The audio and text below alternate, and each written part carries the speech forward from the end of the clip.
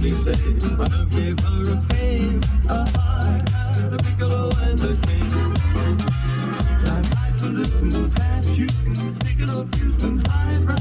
Nice little cat, you can stick it up, you can hide round. Fade a little low down, and her fade a little low down, and her head went round and round. Oh, she thought I was okay, but he stepped off that train with a heart and a piccolo and a cane.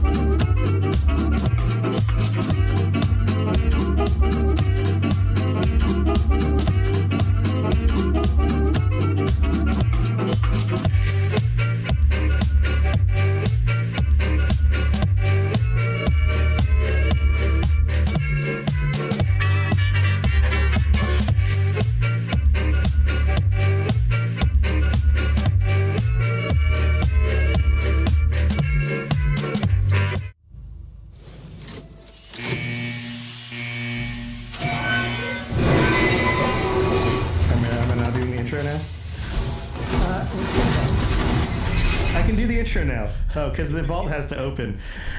Welcome, everybody, to the Fallout Hub. This is the unofficial, official podcast of the Fallout TV show, as always, and also Fallout 76 and other things Fallout.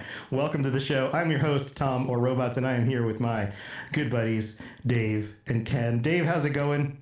How are you doing? It's going very well. It feels very official today, having you back. Last episode, I didn't know we were live, and I was probably talking about the green beans for maybe 5 minutes before Ken said, let's get into the news. So it's very good to have you back.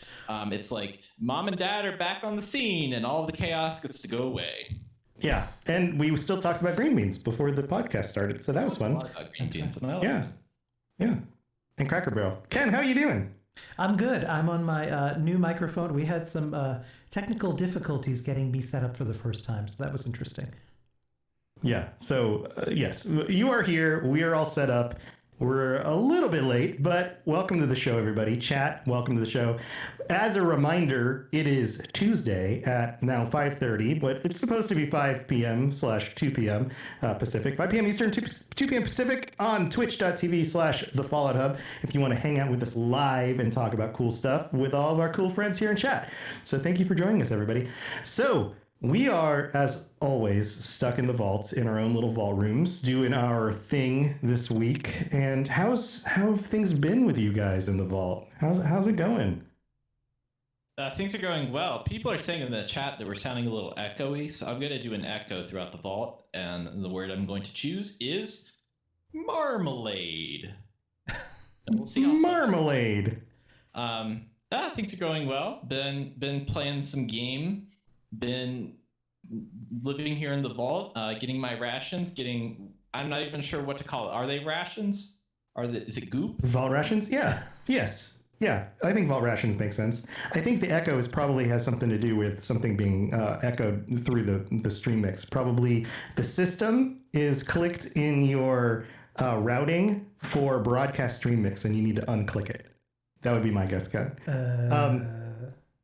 This is some vault technology that we're working with, and I want everybody to know is that we're here for you.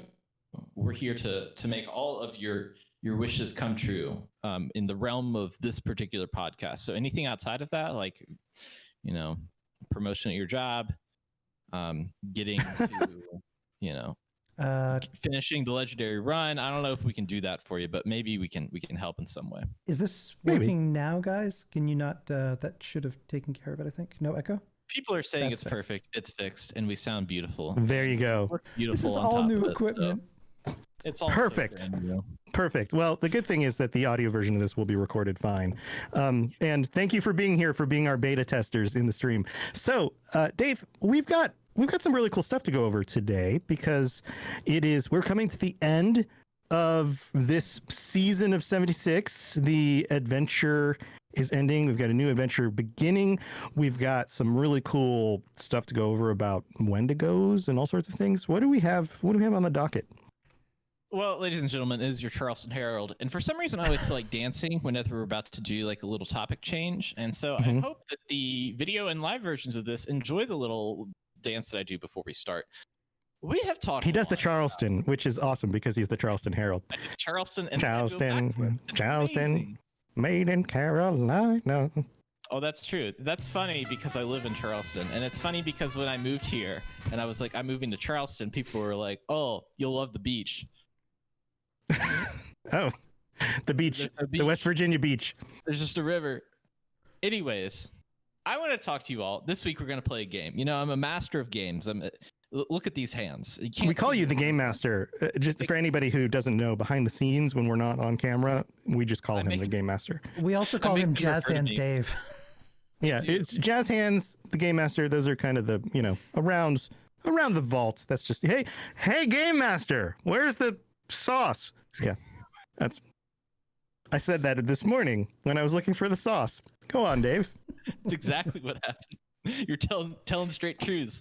This week, I want to play a game with you all. Let's play a game. The new season called Armor Aces. And there's like a little fun word in the Power Patrol. When I read that first, I read Armor Aces and the Paw Patrol, which I was like, crossover event. That's crossover event. Pups to the rescue. Pups to the rescue. My nephews would probably jump up and down about that. I want to take you through each of the week's rewards, and I encourage everyone at home. This is going to be a multifaceted approach. I want you to pull up the ranks. Your britches. Pull up your britches first, and then go to the seasons page of the Bethesda.net area. And there's going to be a list of all the rewards that you can earn in this season of Armor Aces. I'm going to mess up this title because I'm not quite used to it yet. We're going to rank. We're going to start through each section of 10. We're going to pick our favorite from the 10, and then we're going to move on to the next 10. And then finally, after we get 10 contestants together, we're going to pick our favorite, and we're going to do it as fast as lightning.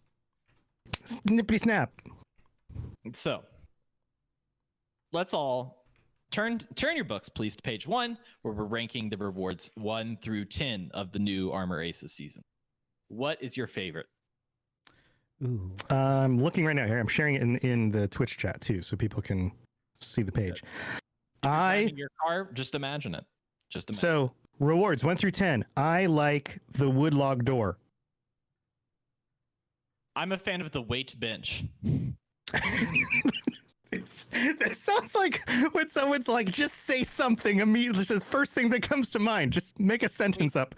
I like the weight bench. I love lamp. I love lamp. Brick. Say something.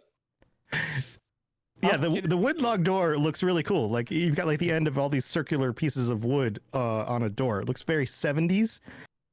I'm digging it. Yeah, I see it. I wonder if we can like tell how old the trees are. I can't tell from you count the rings. Yeah. Ask the Lorax. Ask the Lorax. All right. Why do you like the weight bench, Dave? I really like fitness. You're all about bulking up. I mean, just look at him. Bulking up. And let me tell you something. Strength skill is 15.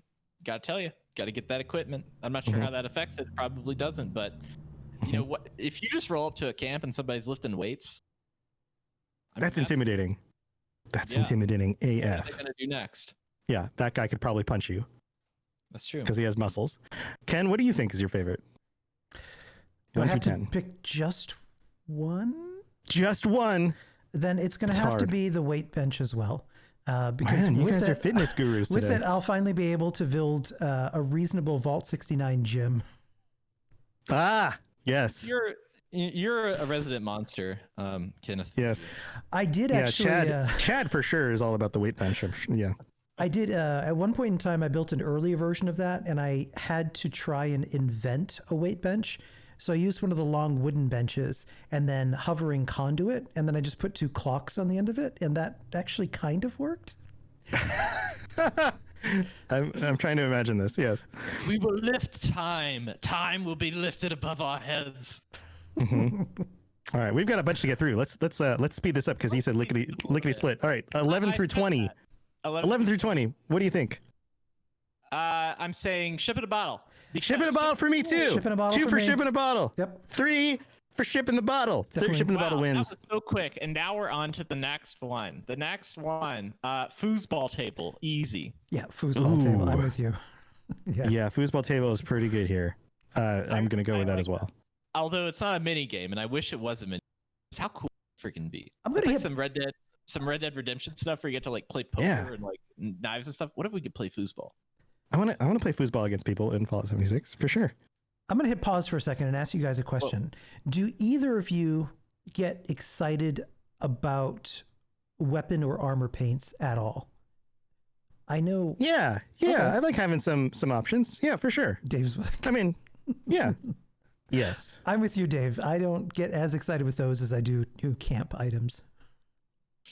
Yeah, I like playing dress up. It's different. Like, I like a good like I'm a snob when it comes to this stuff. So like, it kind of has to be in universe for me.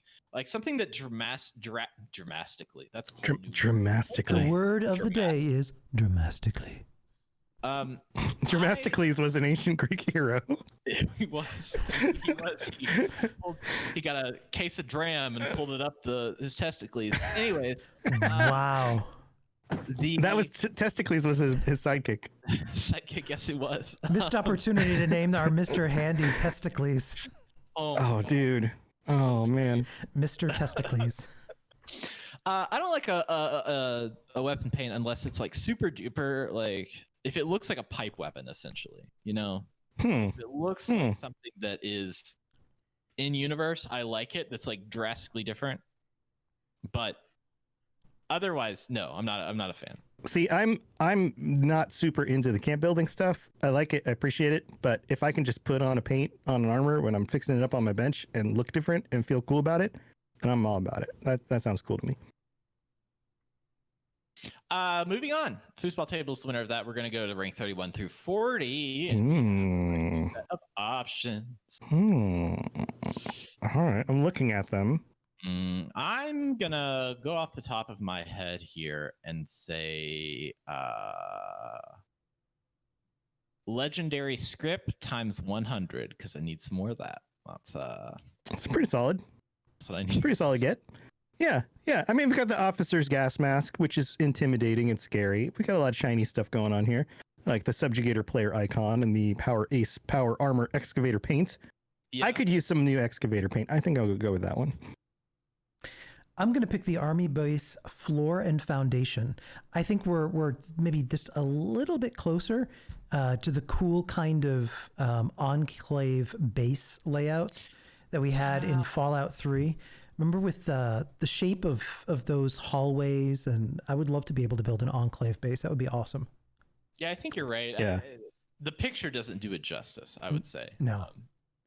I can imagine it being something cooler. So I'm down to change my vote. You've convinced me. It was very hard and arduous process, but you've convinced me, sir. Solid. All right, let's move on to 41 to 50. What do you guys think? I have a guess of which is going to be the clear winner on this one. Does anyone not want yeah. the train set? Train set. Yes, Yeah. the train set, West Virginia electric train set. This thing looks amazing. Look at that. Yeah, you've got the Capitol. You've got the New River Gorge Bridge. What else? do you Oh, have? dude. You have the river that runs through it. Yeah, I live right beside. I mean, this is like a train set for my neighborhood. You know. Yeah, Dave is in the train. I see you. If you do enlarge the image, Dave is right there. If you zoom in, He's swimming in the river. you can get it. That's weird. Yeah, train set is the obvious winner. Moving on. The Red Viper robot armor paint is pretty cool too. It was pretty cool. It's cool. That The was Red cool. All right, Viper next one. fatigues look a little bit like a conductor's uniform, or not an engineer's uniform for a train, a little bit. Mm-hmm. Yeah, I can see that. I can see that. All right, 51 to 60. Let's see here. I'm curious what the watching you emote is.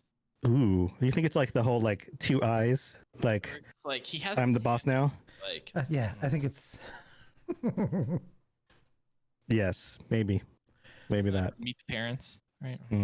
Or maybe we have like an anime, like red banded circle that moves around behind us, like we're in an anime still. Yeah. Mhm. I like that. Just like that. So I like the rusty bucket hammer for the super sledge.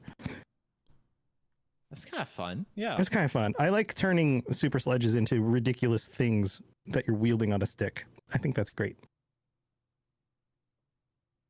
So what's the consensus? Ken, do you have a favorite? It's going to be the watching you emote. Watching Dave? emote. Are you going with that too?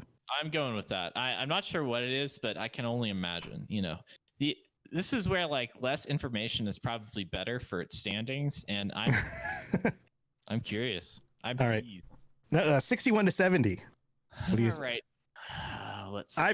So I'm going first on this one. The Brickhouse player icon is where it's at. Look at that dude.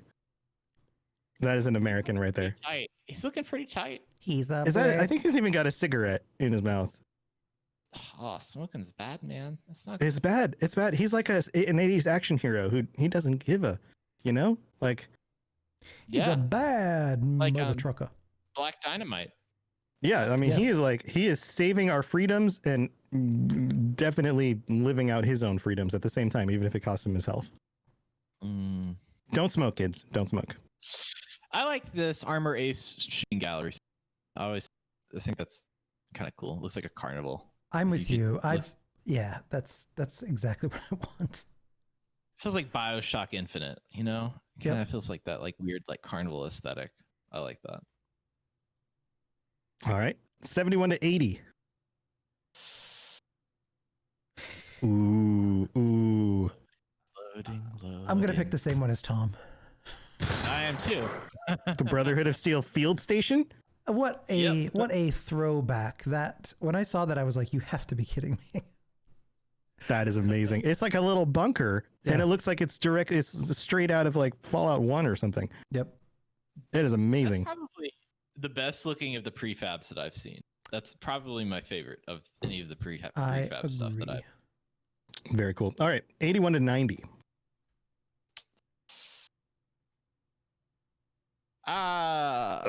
There's some choices here. I kind of like that Red Viper Secret Service armor. Yeah, that one's cool. Armor Ace backpack's pretty cool. Armor Ace jetpack, even cooler.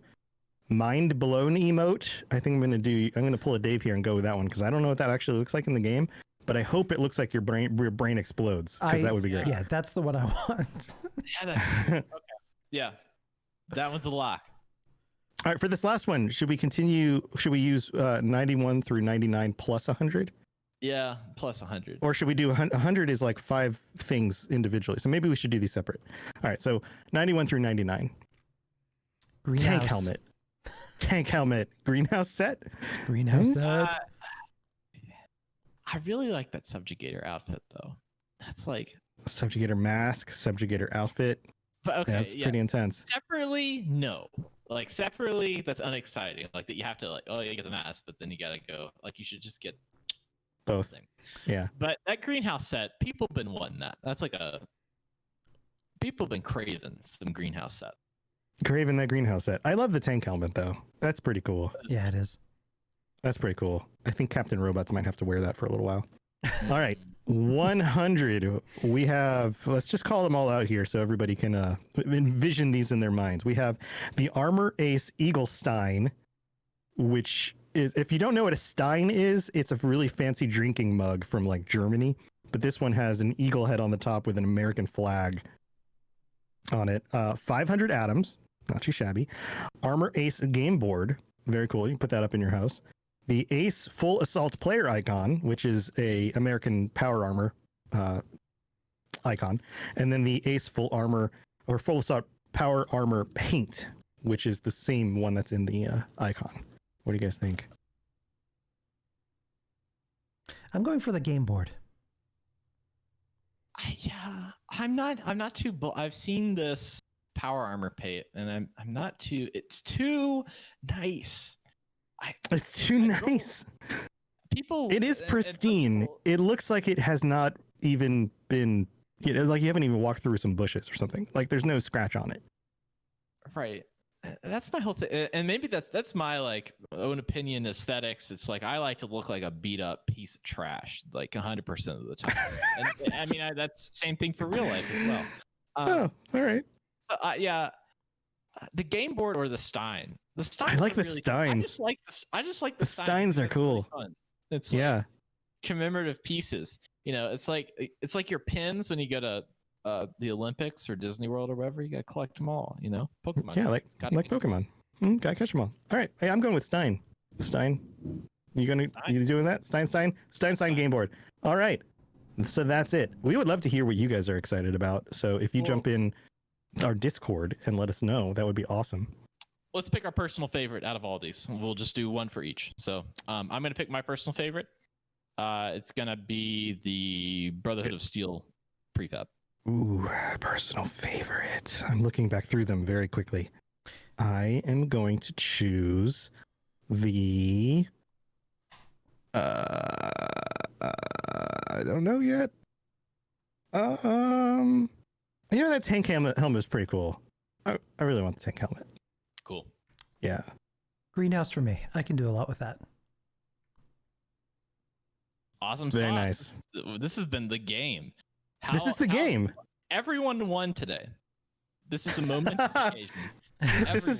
This is the game you play when you're in kindergarten and everybody wins. Everyone gets a sticker. All right. So what's next? How do we think that this season compares to previous season as far as your? That's a good question. I don't know that I'm as much of a fan of this aesthetic as I am the previous one. But the stuff looks cool. Like, I totally get that some people are going to be really into this. For me, nah. I mean, it's cool. It's the difference between if I out of a 10, I would have scored the last one like an 8. This one's like a 7. It's just a little bit less exciting. Personally. Yeah, I agree with that as well. While I do like the story concept behind Armor Ace. It's a really big nod to G.I. Joe. Yeah. Which is kind of cool.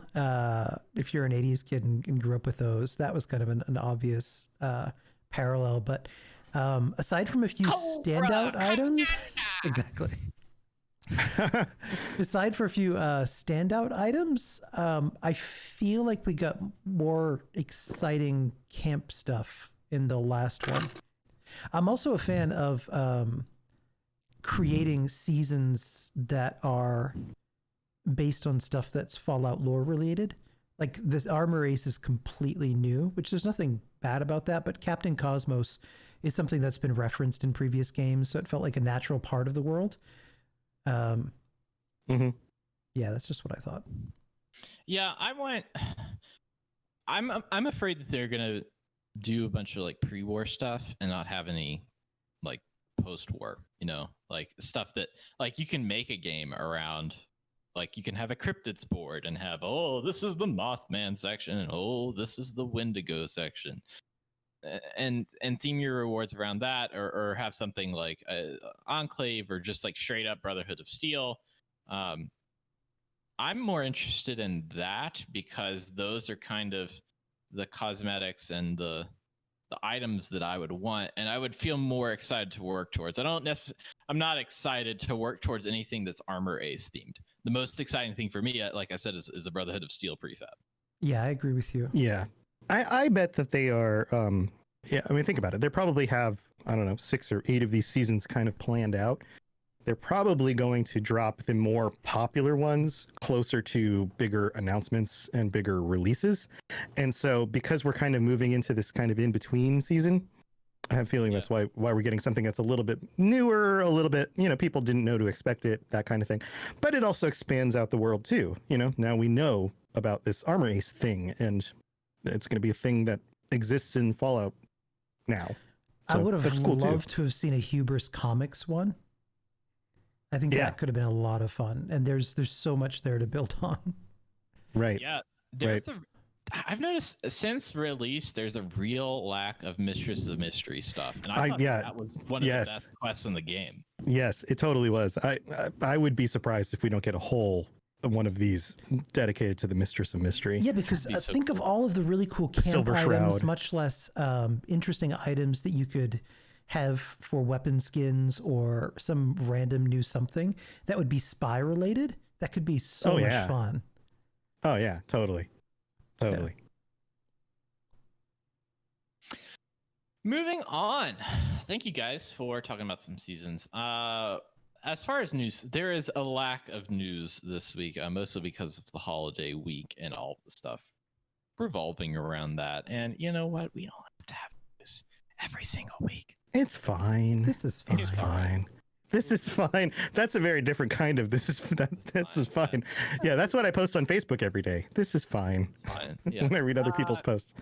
Anyway, question from the chat on the subject is, what do you think if they released Hubris Comics IRL? That's from Armatez. that would be cool. The actual I don't comics? know. Yeah, hell yeah. I don't know how popular it would be, but as a kind of like limited run kind of thing you can pick up in the store for sure. Yeah, man. That'd be awesome. I'd love to have that on my desk. I think that's a cool idea. I'd seen someone, it was on DeviantArt or Etsy, actually created whole comics for each one of the characters with a proper story based on some of the covers from previous games, which is kind of cool. That is cool. Yeah. Find the link for that and post that. I could imagine the community doing this too. You know, like if you like, I'm surprised. I haven't seen anything where somebody's like the continuing adventures of the Mistress of Mystery and they dress up in game and do like a machinima sort of thing. I'm surprised that hasn't happened. Yeah, there should be like a player faction where it's like you have 5-0 and you have vultures and you have all these different player factions that are role playing and doing the machinimas. What if like you're just like walking around one day and it's like legitimately the Hubris Comics folks, whatever that like a special name or what have you. Yeah. Just like show up and they're all in character. That would be all four of them. You know, the Silver Shroud. Yeah, like all together, just like going on adventures and recording that and making it like a little, you know, YouTube series or something. That could totally be a thing. In the podcast, in the Chad podcast this season, we're doing some fun stuff with both the Mistress of Mystery and the Silver Shroud. Cool. Yeah. To be look forward to for sure. Yes. Well, I guess we're all vibing on the same ideas there. That's pretty awesome. We're all on the same wavelength. It's like we know each other or something. We've been doing this for a little bit. That's weird. It's weird. Anyways, So go on, Dave. We're having a deep dive here on something, right? This is like a brand new segment. And I'm kind of pitching this as like it's a 101 and a little bit of lore and a little bit of this and a little bit of that, and I'm calling it a deep dive. And we're deep diving on one thing today, and my friends, it's the Windigo. The Wendigo who? The Windigo. So I previously have called it a Windigo. Really? I've heard that. Windigo. Is that an accidental mispronunciation, or is there a thing called a Wendigo? No, it's an accidental pronunciation. It's a Windigo. Windigo. Because a dingo is a thing. Because dingoes ate my babies. Yeah, the Windigo ate my baby. Yeah, that's the joke. I have famously mispronounced that. When I was doing Vault Boys, I got a reader email that was like, if there's one thing that you have done wrong, it's mispronounced Windigo. So from here on out, I'm just letting people know that there's a correct way to pronounce it. And I'm probably mispronouncing it, and we're probably going to get another email. Moving on. We'll survive. I want to talk a little bit about the lore of the Windigos. As you know, I can pull it. It's right here. And I'm pointing to it if you're in the. It's right here on my little shelf. I've got a degree in cryptozoology. I don't feel like getting up and getting it because that would take a little too long. I've got a degree in cryptozoology. That I got for $20, and I took one test. It took me all of an hour to get. So I know a little bit about cryptids and a little bit about what they do. And so I want to talk a little bit about the lore of the Windigo. So if you don't know, a Windigo is an actual creature. And I say that with it being not, a 100% actual creature. That comes from Native American Algonquin folklore. So there's this story, and the problem with a lot of this like old folklore stuff is it's passed down by generations and generations, and so all the details are different, and it changes from story to story. So in order to get it right, it's pretty general. Essentially, there was this guy that was a hunter, and he got lost, and it was during the really cold winter, and a intense hunger drove him to cannibalism, where he ate the members of his hunting party. And after he ate the human flesh, he became crazed and turned into a monster and began roaming the forest to eat more people. Awesome. There you go. So don't do that. All this and more in Scary Stories to Tell in the Dark. I think it's interesting because like you could really go into it and tell the story and do it with flair, but when you look at it teaches two things, I think. First of all, don't go hunt alone. Like that's like, we're talking about survival mechanics, and the reason that they're making all these stories is don't go out in the winter and hunt alone, because the Windigo could eat you. Second of all, if you eat another person, you are a monster. Right. And you may also catch some sort of disease that rots your brain and makes you do crazy stuff, which could happen. Like eat more people. Yeah. Right.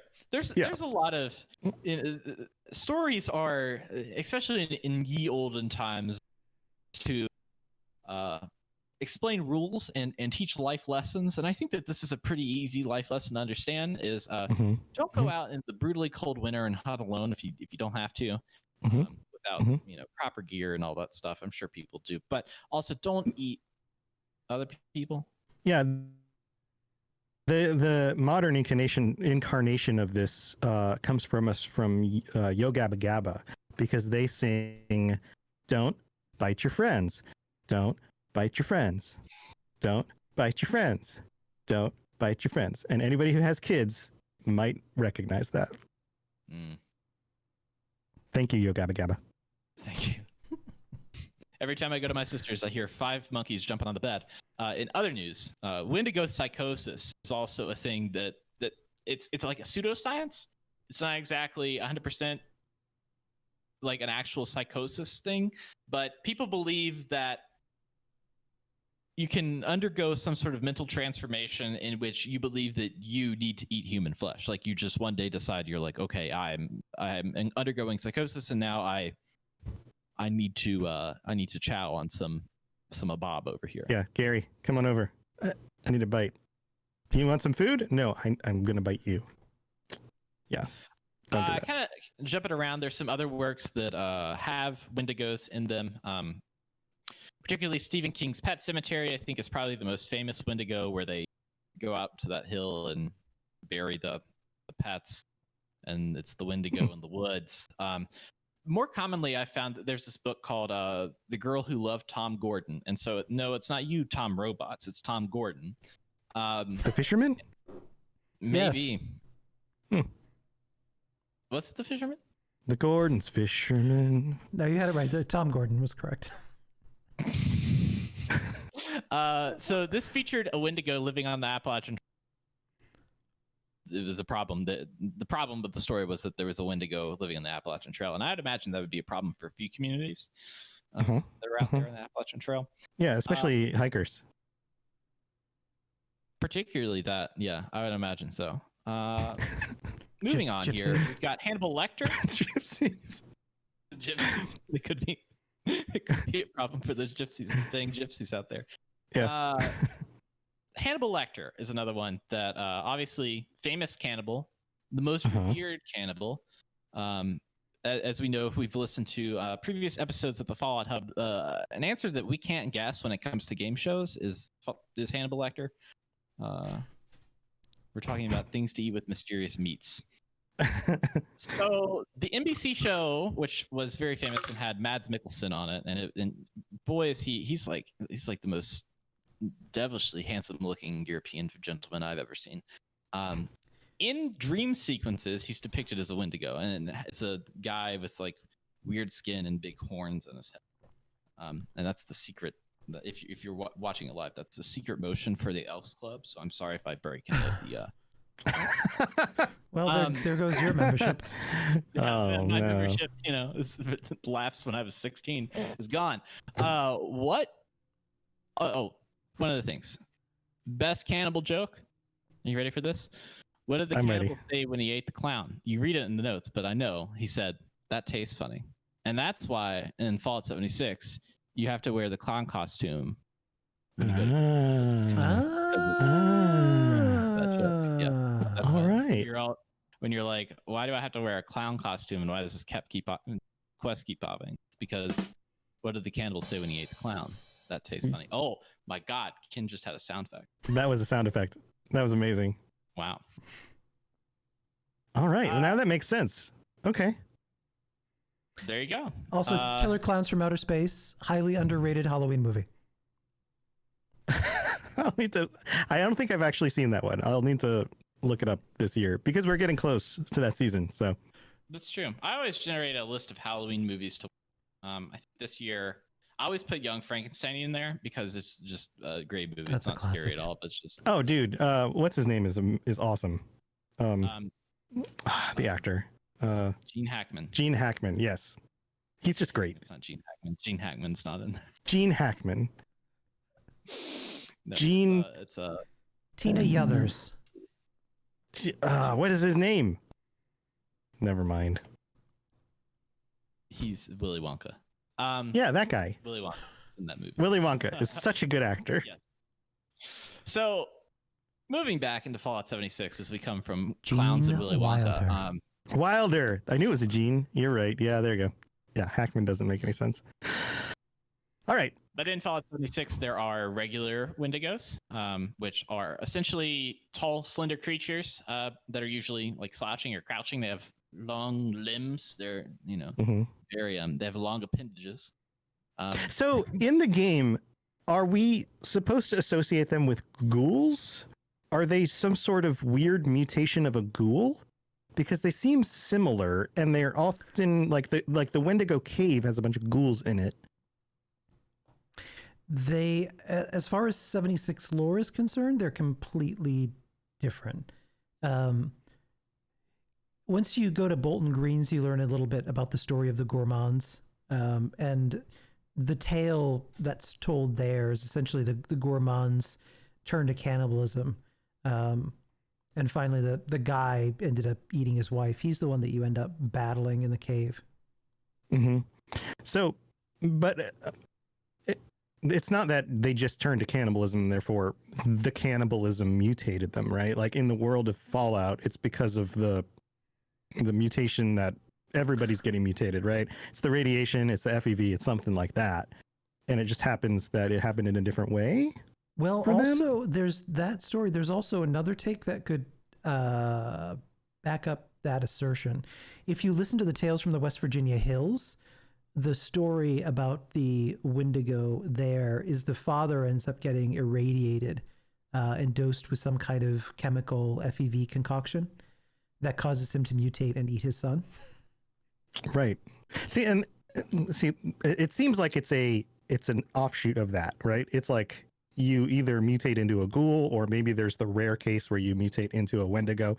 But then as a Wendigo, you become not just violent and crazy as like a, not a regular ghoul, but one of the crazy ones. But you then also want to consume human flesh. Like this becomes a craving for you, maybe? It seems, I think and from what you've said, Ken, is it like that one seems like a mix between super mutants and ghouls. It seems like that it's both FEV and the radiation, because I don't think the super mutants are inherently irradiated, are they? That's a good question. Mutated. Yeah, I think the super mutants are just mutated. There's speculation in some places that the FEV got into the air, and that's why things like ghouls exist everywhere, is because it's a combination of large amounts of radiation, either being near a nuclear blast or near residual radiation in the wasteland for too long, plus the FEV just working on everybody to some extent, which is also why it's difficult to come across humans in the wasteland who aren't who are pure. That like in Fallout 4, you come out of a vault and you're a pure human because you were in the vault during the explosion. You never actually were out in the wasteland when the FEV got out or whatever. But I don't know. Like parts of the lore feel like that maybe really isn't a thing, that the FEV is specific to vats and specific locations, which means that for the most part, if you are turned into a ghoul, it's just the radiation and it has something to do with your genetic makeup that lends itself to going in that direction rather than dying. So I don't know that it's clear from what I've read, which is more accurate in the lore. I'm not sure. There seems to be hints of both. I think they're just poor people that got their perk cards stuck. Yeah, that's probably it. You pull from that deck that cannibal card and also that carnivore card, and you're screwed. You'd eat your sister. In high school, we watched this like weird documentary on like what would it be like if humans lived on the moon, if humans lived on Mars. And Windigos kind of look like the representation of what we would look like if we lived on the moon. We would all be really skinny, and our like legs and arms would be really, really long, and we would look gray.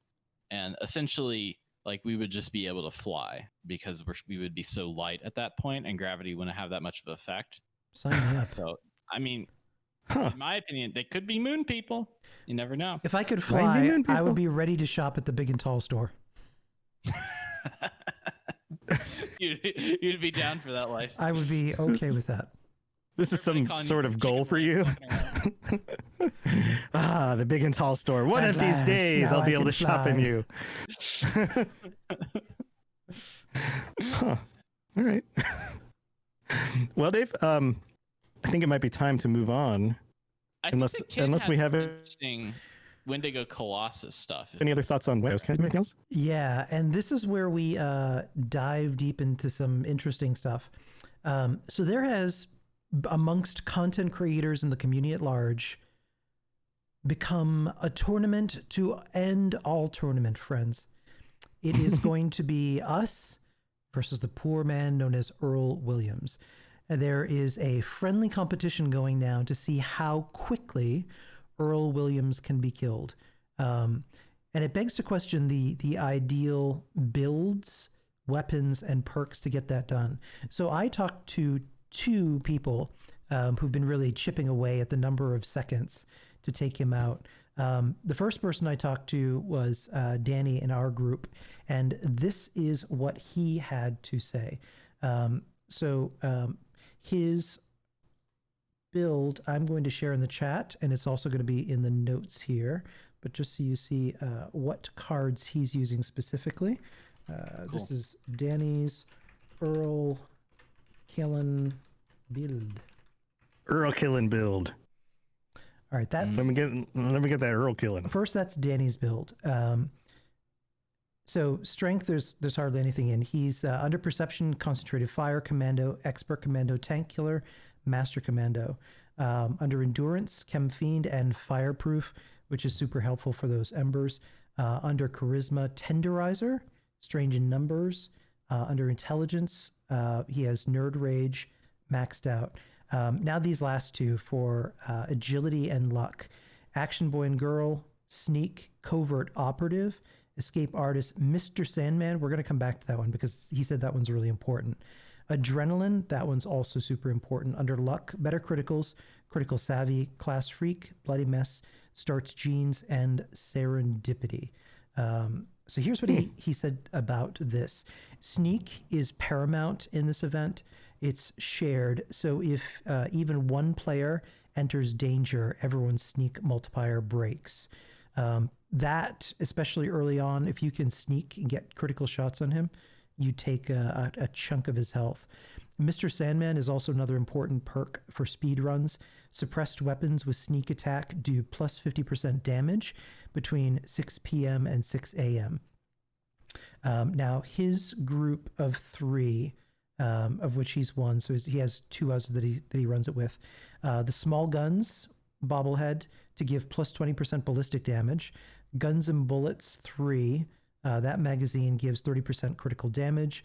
Blight Soup gives you a 40% critical damage with herbivore mutation multiplier. Ballistic Bach for 15% ballistic damage. Overdrive for another 15% critical damage. Psychotats for plus 25% damage. He said aim for the head, sneak, VATS, hold space bar, and just light him up. Just light him up. With he and 2 others, he killed Earle with absolutely no hacks. He shot the whole thing so you can see it. And we'll share this link too in 12 seconds. Jeez. which is just insane. Yeah. So I've joined Tuniversal on his stream the last few days, and during the mornings, and he and a group go and usually farm up some Earle, and I've joined him, and I was fortunate enough to be part of the group when they beat their personal record of 42 seconds. So holy crap, that's a lot faster. It's insane. He also attempted to solo Earle. Just by himself, he was able to kill Earle in 42 seconds. Yeah, that's crazy. This was an entire group of people just shooting all together. A few other tips that he said: adrenaline can be replaced with anything really in speed runs. It won't get a chance to work if you don't shoot any Windigos. Strange in numbers won't work in solo unless you team up and you're the only one that runs it. Replace suppressor or something if you need to. Builds can be very flexible. Perks can be swapped in or out depending on the conditions and depending on your build.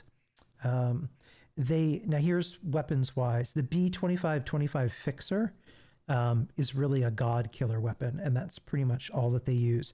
And then they also stack on top of that AP Refresh Unyielding Armor. But really it's stacking those buffs, not just for him, but for the queen as well, is amazing to really chew up. Another build comes from TYR, who's a content creator on YouTube. I'm going to share his build now, of which there are two.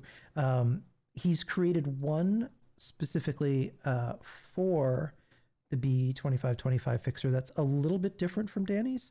So this is TYR's B2525 Fixer build.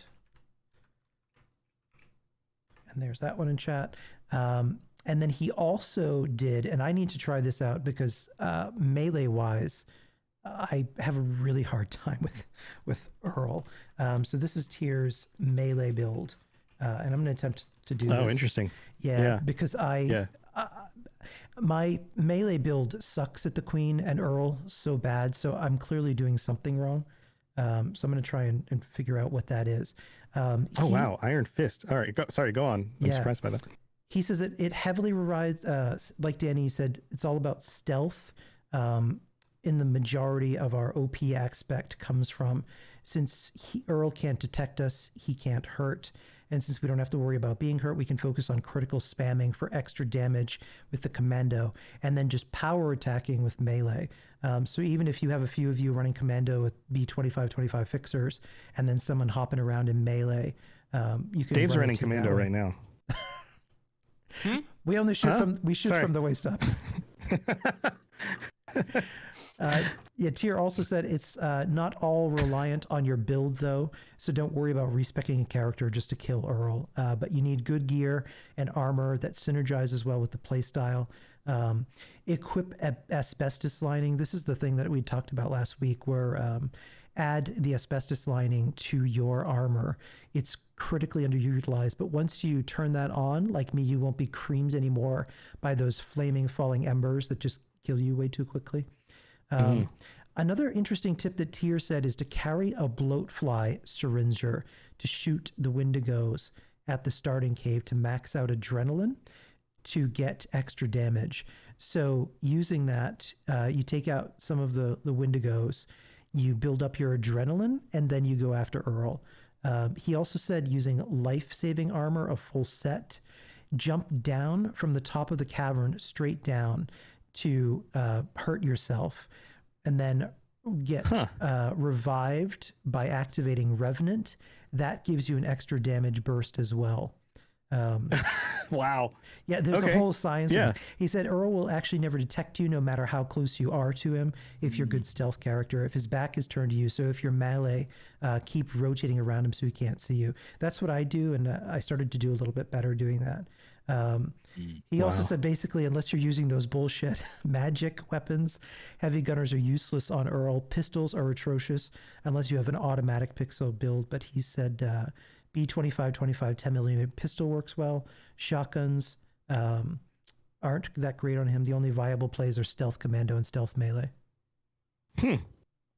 Well, there you go. And then as a one final thought, they said the absolute best way to solo Earle is just to walk over to him and drop your gun. He prefers guns with atomic shot paint, especially. Easy 0-second solo, and it works 100% of the time. Wait, what? It's a joke.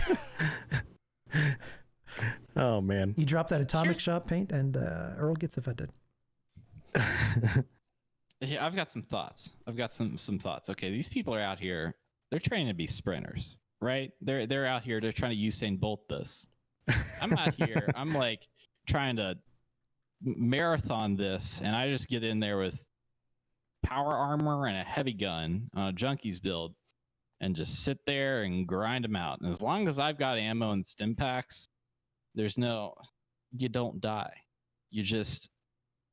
You're old faithful. You're down there. Listen, it's like buying a microwave or no, buying a refrigerator from the 60s. Listen, these people can get in there with their Mustangs and Corvettes and they can just shoot off, 0 to 60 in 3 seconds, like they're riding the rock and roller coaster at the Disney World. I get in there and I'm just like the refrigerator. I just keep on ticking. People are down. I go over there, revive them. Sometimes you just bring your grocery getter. Grocery getter's going to fit everything all in the car. You take that instead. Who needs a Camaro when you got a grocery getter? Exactly. So I just go in there. I go in there. Ninja Star. That's a YouTube reference. I go in there. Ninja Star. I go in there and just wear power armor. Just get my my Junkies minigun or Junkies Gatling plasma or Junkies. I've got another Junkie stuff, but I'm not sure. Anyways, get in there, put on some power armor, get a few stim packs. Call it a day, and you're just sitting there. I mean, yeah, it's gonna take you 10 minutes maybe, and you're just kind of sitting there grinding away. Maybe not 10 minutes, maybe like 7 minutes. I don't know, haven't timed myself because I'm not Usain Bolt here. I'm just the good old fashioned way. Back in my day, Dave has transformed into you his kids heritage. Today and your buffs and your B25/25s. In my day, we walked up the Queen and down the other, up both ways uphill. Oh, what I could do with just a pistol, a pipe pistol, and a bucket on my head. And also, it's important to remember, too, that this is what's working for now. Once we get that one wasteland rebalance, I imagine a lot of the ability to do this much damage this quickly is going to go away. So, yeah, we're going to have to wait and see. Well, that's cool, though. Some people figure this stuff out. They have a mind for this and the passion and what's the word? They just keep doing it, tenacity to just keep trying stuff out.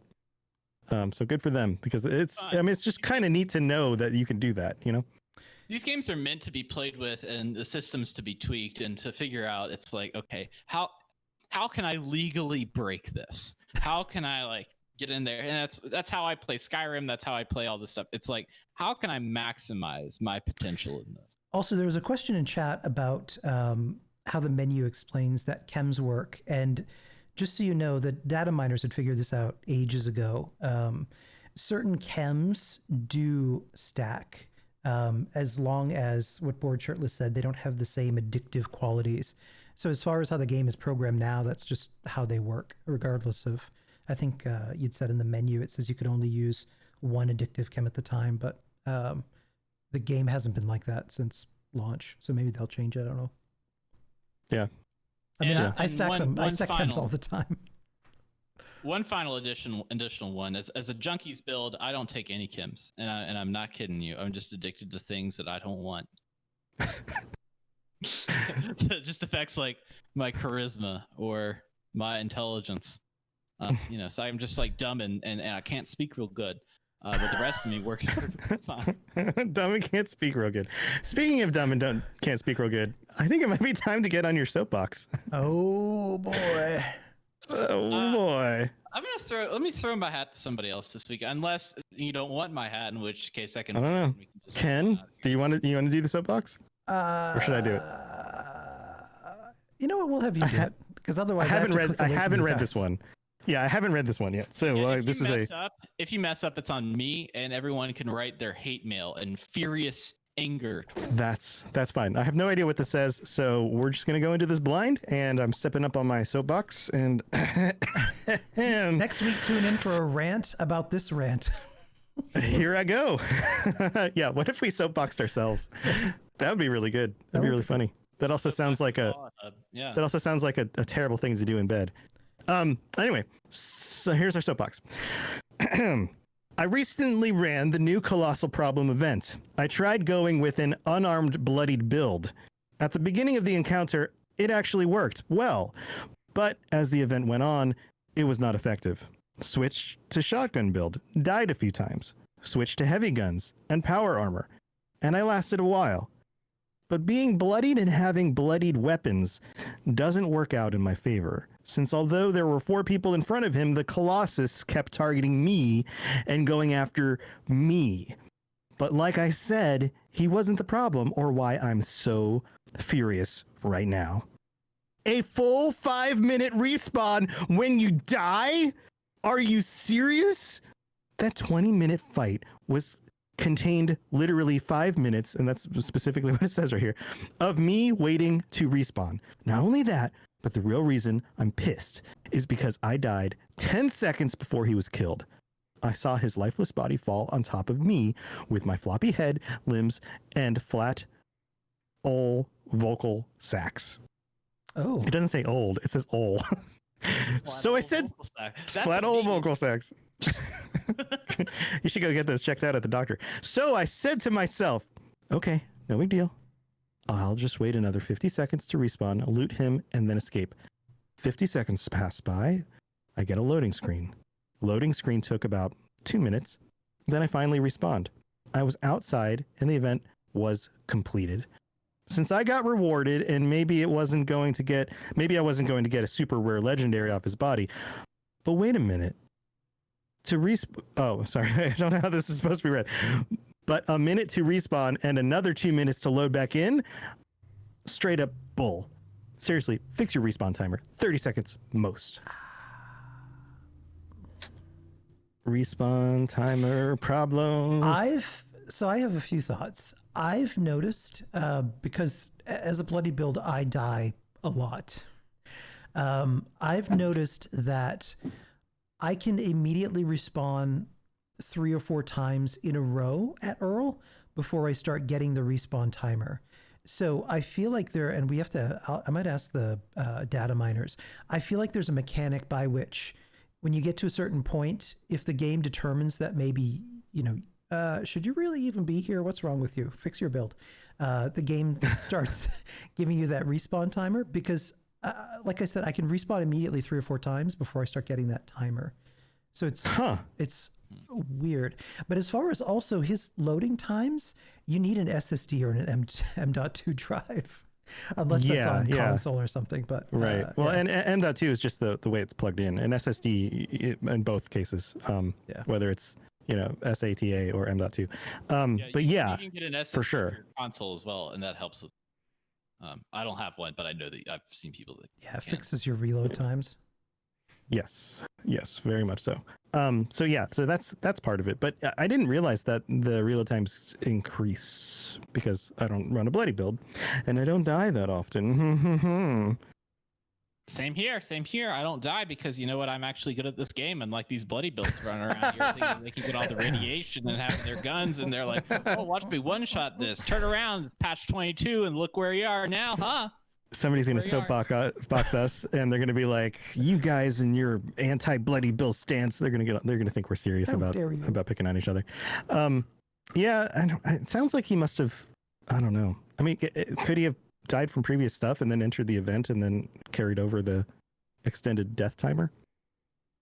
I've had a problem with encrypted, where I have died multiple times because it's way easier for a junkies build if you're not careful, if you're wearing power armor, if you're doing all the right things. You're most likely taking all the pylons, you're taking a lot of damage, and if you're not like paying attention every second of it, then you're gonna die because it's just like all of a sudden you can just like go.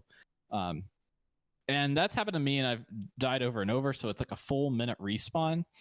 And there was once when I respawned, the event was already over. I went back to where the body for the imposter sheepsquatch was, and it exploded. And it didn't kill me. That most of the time, if you're running the power armor, it doesn't really kill you. But it did make the body start like twirling through the air, higher and higher and higher. To which everyone was then like, that didn't get a chance to get the legendary item before that, was like trying to jetpack up to it. So it's like, they couldn't reach the body. Jordan, dunk it. That's the only time that that's funny. That's I've funny. been scammed out of something on it a bit, but that's a Tranquility combination of base. the Your respawn legendary timer. is up here.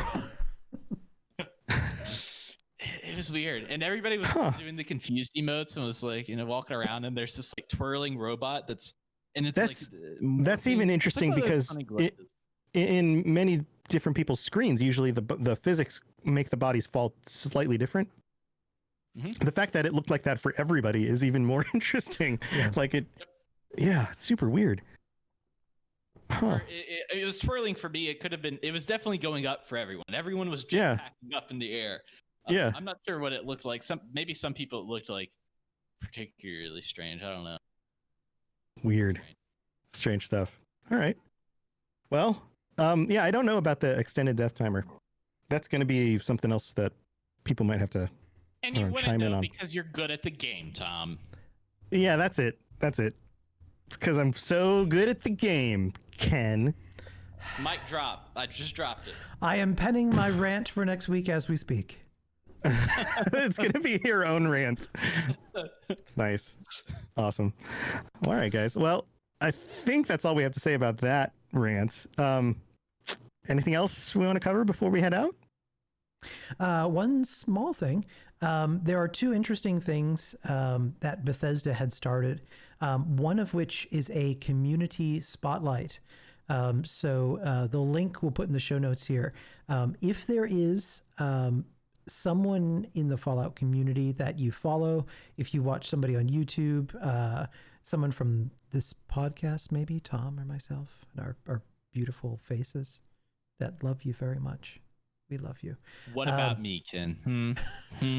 And Dave too, who hates bloody build. So if you're bloody build, Dave is against you. Nominate me out of hate. We'll have a link to that. You can nominate anybody. The Bethesda will be spotlighting different people from the community. The other thing that they're doing is they started a monthly focus for camps. Right now, their theme is sweet. So if you build something with a sweet theme, whether it's a refreshment stand, a coffee shop, a donut shop, a candy store, I built a drive-in with a refreshment booth.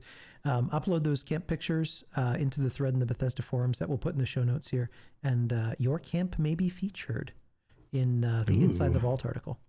Yeah, and genuinely, if any of you guys do support us and submit us to this, very, very genuine thank you, because we spend a lot of our time creating content around Fallout, and we would absolutely love and be honored to be submitted into that. So and if you do, please let us know. We'd love to say thank you. That's right. And personally to you. So yeah, share it around if you decide to do that. We'd really appreciate it.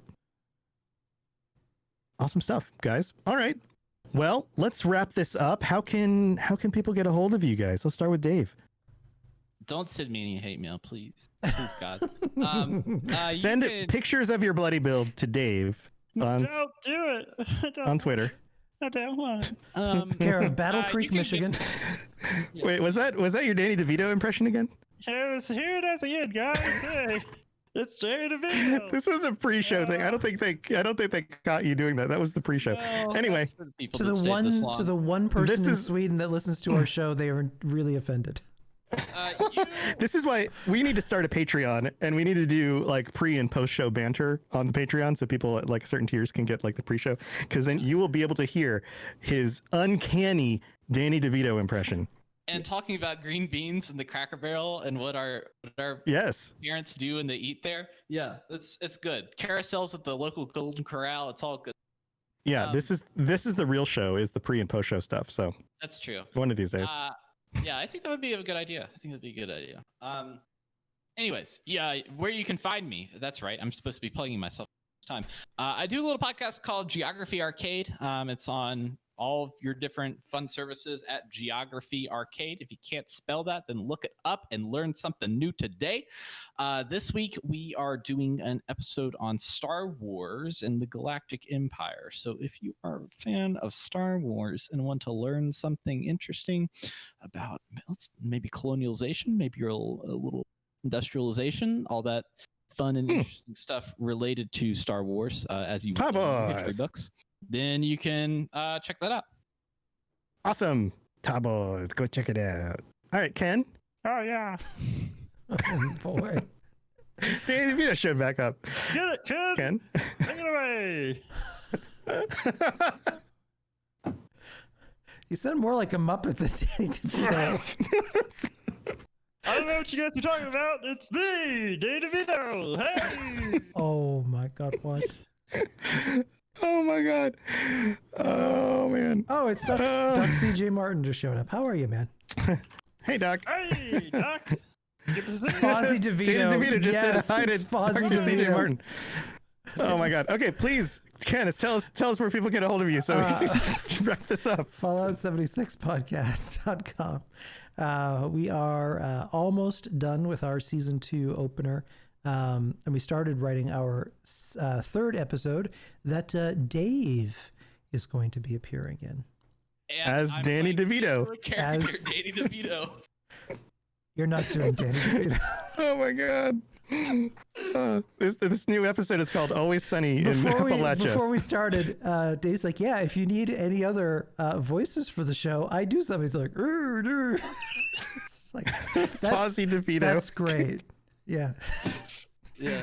Oh, man. That's the good stuff. Gamer Redefined in chat says Fozzie DeVito. That's now your Fozzie DeVito. That's the name of that character. Hey, how you doing? It's me. It's Danny DeVito's dumb brother. He's not as popular or famous. I'm wow. Derek DeVito. It's great to see you. All right, Ken, continue plugging yourself. I don't know where to go after that. I think eventually we're gonna need a Fallout Hub soundboard, early 2000s ish. So if you want to hear Dave just in a browser window making various noises, we can make that happen. Yeah. Yeah, on your new Go XLR, you actually have a soundboard on there. We should clip that and turn it into one of the buttons that you can hit. That would be so good. Yeah, awesome. Listen to Ken's podcast because he has some of the greatest voice work, and listen to the Fallout Hub for the absolute worst. Yeah, or the other way around. Depending on your taste. Gamer Redefined wants to know if you do a Judge Judy impression and if you do the same voice again. It's the same voice. It's pretty much the same thing, except I have my glasses down. I go, You guys, come on. Move into the department and just get out of here. You're in the right.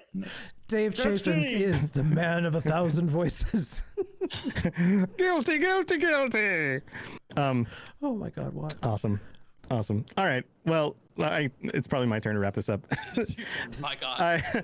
You can check out all the shows. The Fallout Hub is part of the Robots Radio Network. All the shows on the Robots Radio Network are at robotsradio.net. I personally do a bunch of shows on the network, all of the lorecasts, including the Fallout Lorecast, which is now recording live on stream at twitch.tv/robotsradio on Monday nights at 9 p.m. Eastern, 6 p.m. Pacific. So come hang out with us for that. I am now co-hosting that with my daughter in order to bring kind of a different perspective on the show and some of her thoughts on the lore. So I hope you guys come join us for that as well. And I just convinced her to jump into Fallout 76, so she's going to be playing with us and be in game, and we're going to have a party Monday night on the 14th after the recording of the Fallout Lorecast in game to welcome her to Fallout 76. So I'll be gathering a bunch of people together. We'll get some people from the aristocracy, and we'll get some other people from our Robots Radio Discord, and whoever else wants to jump in, you're welcome to come watch on the stream if you don't play on PC and just kind of hang out for some of the fun. Other than that, I've been streaming pretty regularly at Robots Radio on Twitch and playing more of 76. So come hang out with me and, just enjoy spending time with you guys. I think our audience is awesome. Our community is awesome. And thank you all for being here from the bottom of my gullet. That was getting a little too emotional, so I had to say something that was kind of funny, but it actually wasn't funny. Anyway, so thank you for joining us, everybody. I think that's it for this episode. Until next time, send Bloody Bill pictures to Dave Chaffins on Twitter. All right, guys, we'll see you later. See you, everybody.